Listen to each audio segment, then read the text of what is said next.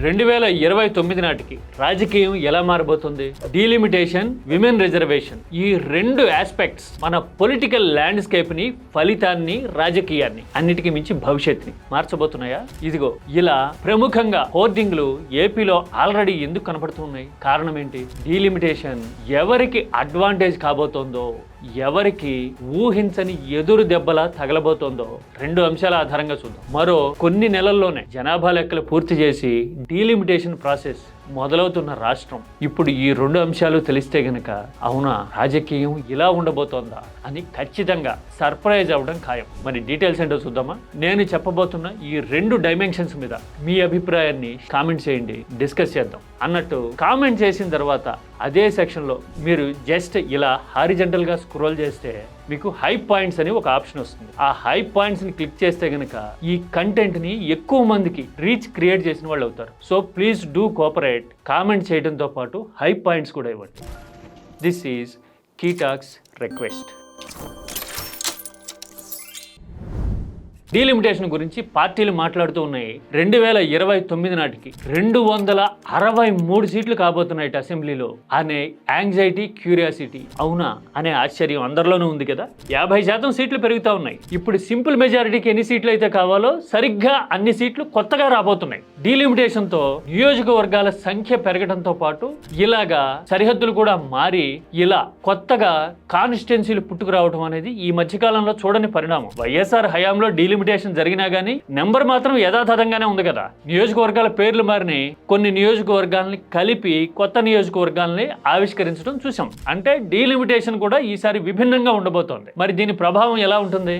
రెండు aspects more important and crucial కాబోతున్నాయి. అందులో ఒకటి మహిళలు, రెండోది యూత్. ఈ రెండు డైమెన్షన్లతో పాటు ఓవరాల్ గా డీలిమిటేషన్ తర్వాత పరిణామాలు ఎవరికి అడ్వాంటేజ్ అయ్యే అవకాశం ఉందో కూడా మనం చర్చిద్దాం. ముందు మహిళల విషయానికి వద్దాం. మహిళా రిజర్వేషన్ బిల్లు ఆమోదం పొందింది.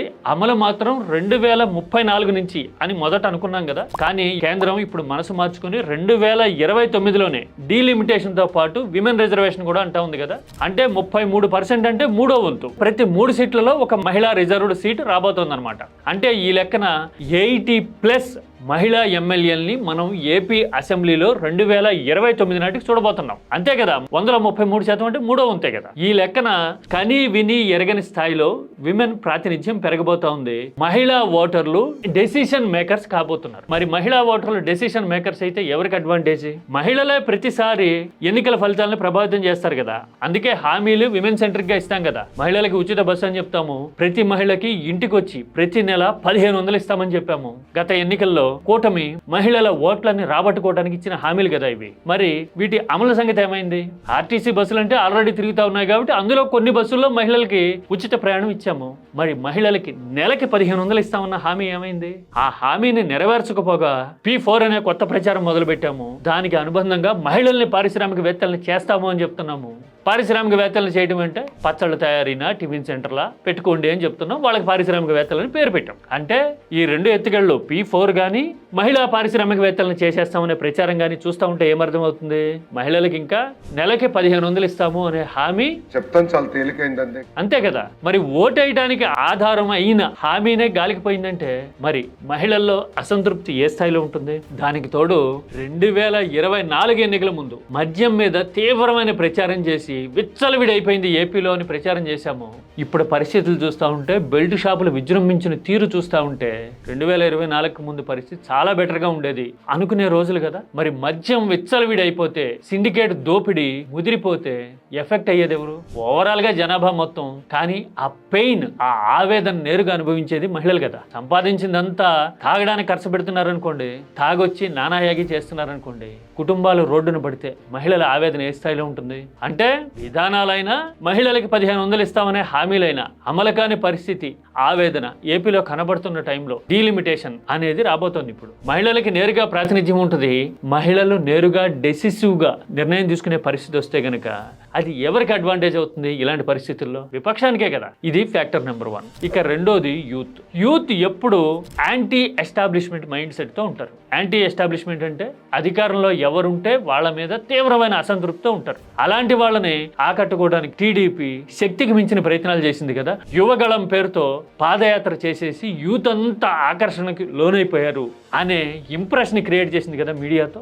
దానికి తోడు పవన్ కళ్యాణ్ పొత్తు టీడీపీకి అడ్వాంటేజ్ అయింది కదా. పవన్ అభిమానుల్లో యూత్ ఎక్కువ ఉండటమో, లేదంటే టీడీపీ కూటమి వైపు వచ్చిన యూత్ లో పవన్ కళ్యాణ్ ప్రభావానికి లోనైన వాళ్ళు ఉండటమో, ఈ రెండు ఫ్యాక్టర్స్ అయితే నిజమే కదా. అంటే యువగళం పేరుతో యాత్రలు చేశాము, పవన్ కళ్యాణ్ పొత్తుతో యూత్ ని ఆకట్టుకునేందుకు శక్తికి మించిన అటెంప్ట్స్ అన్ని చేశాం కదా. ఉద్యోగాలు ఇస్తామని చెప్పాము, ఉపాధి ప్రాధాన్యం అని చెప్పాము, ఉద్యోగాలు వచ్చే వరకు నిరుద్యోగ భృతి 3,000 చొప్పున ఇస్తామని చెప్పాం కదా. తీరా చూడబోతే ఇప్పుడు ఉద్యోగాలు 6 లక్షలు ఆల్రెడీ ఇచ్చేసామని చెప్తున్నాం. ఆంధ్రప్రదేశ్ ఆశ్చర్యపోతా ఉంది.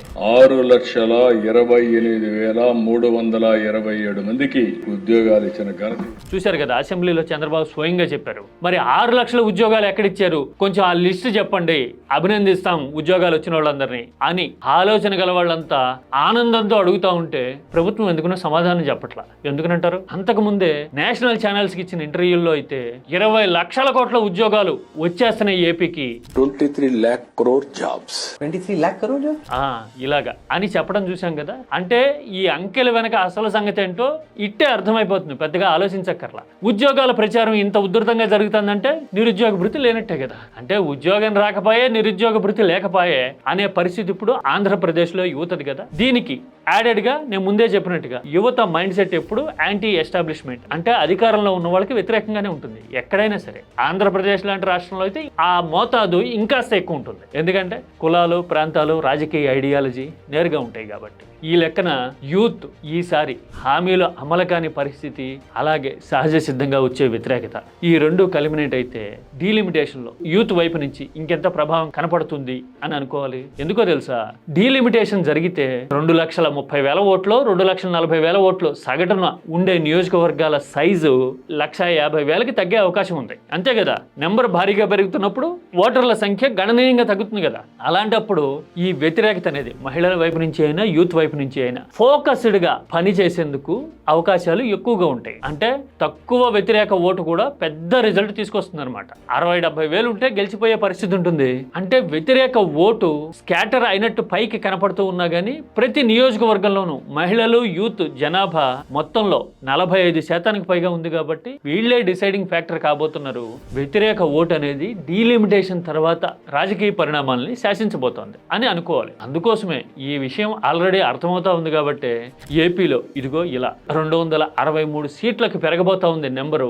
ఈసారి ప్రభావం చూపిద్దాం అని విపక్షం వైపు నుంచి హోర్డింగ్స్ కనబడతా ఉన్నాయి. మామూలుగా అయితే ఎక్కడైనా డీలిమిటేషన్ జరుగుతూ ఉన్నప్పుడు పాలకపక్షం అనుకూలంగా నియోజకవర్గాల సరిహద్దులు నిర్ణయించుకోవటమో, ఈక్వేషన్స్ ని ఎఫెక్ట్ చేయడమో చేయొచ్చు అని ఆశపడతారు. కానీ ఏపీలో మాత్రం ఆల్రెడీ మహిళలు, యూత్ లాంటి డ్రైవింగ్ ఫోర్స్ ఉండబట్టి 2 ఏళ్ల తిరక మునిపే ఐడెంటికల్ గా వ్యతిరేకత ఎస్టాబ్లిష్ అవుతూ ఉన్న టైంలో డీలిమిటేషన్ ఈసారి డిఫరెంట్ రిజల్ట్ చూపించబోతోందా అనే ఆలోచన ఉంది.